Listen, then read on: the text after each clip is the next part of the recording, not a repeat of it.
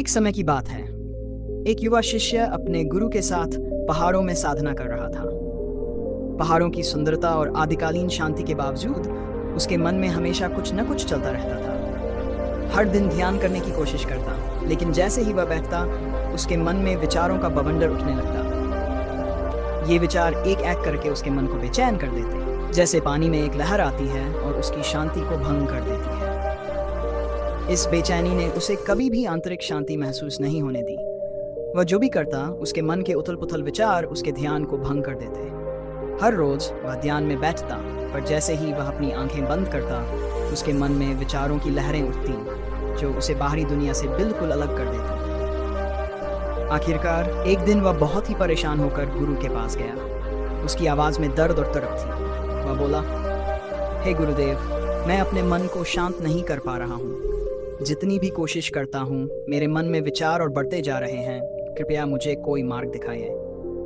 गुरु ने शांत भाव से उसके चेहरे को देखा और हल्की मुस्कान के साथ कहा, यह सवाल हर साधक के मन में कभी न कभी आता है। अगर तुम सच में शांति पाना चाहते हो तो तुम्हें कुछ अनुभव करने होंगे।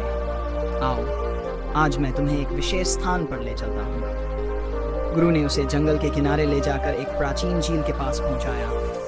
झील का पानी बिल्कुल शांत और साफ था।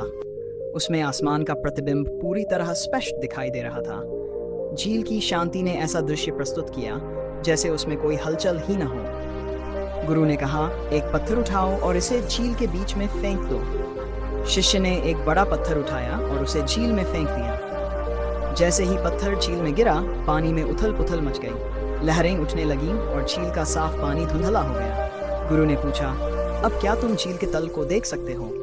शिष्य ने सिर हिलाया और कहा, नहीं गुरुदेव, पानी अब बहुत अशांत है। गुरु ने समझाया, यही तुम्हारे मन की दशा है। विचार तुम्हारे मन में पत्थर की तरह गिरते हैं और इसे अशांत कर देते हैं। शांति पाने का तरीका ये नहीं है कि तुम इन विचारों से लड़ो या इन्हें रोकने की कोशिश करो। शिष्य को यह बात समझ नहीं आई। उसने सोचा, अगर मैं विचारों को नहीं रोकूं तो मेरा मन कैसे शांत हो सकता है? गुरु ने आगे कहा, बस उनका साक्षी बनो, मौन रहो। समय के साथ जैसे ये झील शांत हो जाएगी, वैसे ही तुम्हारे मन की भी स्थिति होगी। शिष्य ने झील को ध्यान से देखा। कुछ समय बाद पानी की लहरें धीरे धीरे शांत हो गईं और झील का पानी फिर से साफ हो गया। पत्थर और मिट्टी फिर से तल में दिखाई देने लगे। गुरु ने कहा, देखो, बिना किसी प्रयास के झील फिर से शांत हो गई है।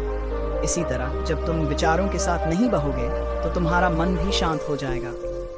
शिष्य ने इस शिक्षा को अपने दिल में बसा लिया, लेकिन फिर भी उसे मन की हलचल को शांत करना आसान नहीं लगा।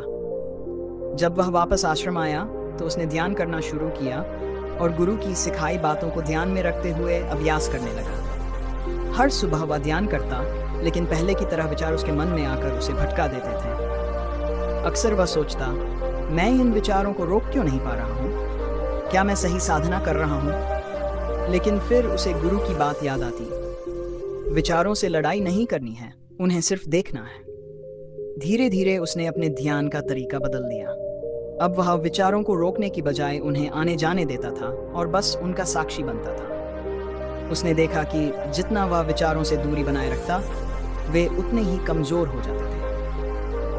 एक दिन ध्यान करते हुए उसने महसूस किया कि विचारों के आने के बावजूद अब वह उनसे प्रभावित नहीं हो रहा था। वे बस बादलों की तरह आते और चले जाते थे, जबकि उसके भीतर का आकाश स्थिर और शांत था। इस अनुभव ने उसके ध्यान को और गहराई में पहुंचा दिया। अब वह अधिक समय तक शांत रह सकता था और जब विचार आते भी थे तो वे उसे विचलित नहीं कर पाते थे। गुरु ने उसे एक और तकनीक सिखाई। जब भी कोई विचार आए, उसे पकड़ने की बजाय अपने श्वास पर ध्यान केंद्रित करो। श्वास जीवन का आधार है, ये तुम्हें वर्तमान में लाता है। गुरु की शिक्षा और उसके अभ्यास ने उसे वास्तविक शांति का अनुभव कराया।